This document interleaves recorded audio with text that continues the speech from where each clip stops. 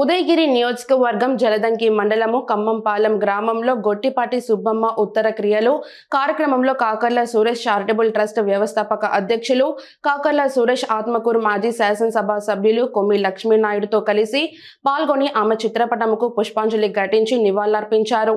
అనంతరం వారి కుటుంబం సభ్యులకు ధైర్యం చెప్పి తన ప్రగాఢ సానుభూతిని తెలియపరచడం జరిగింది.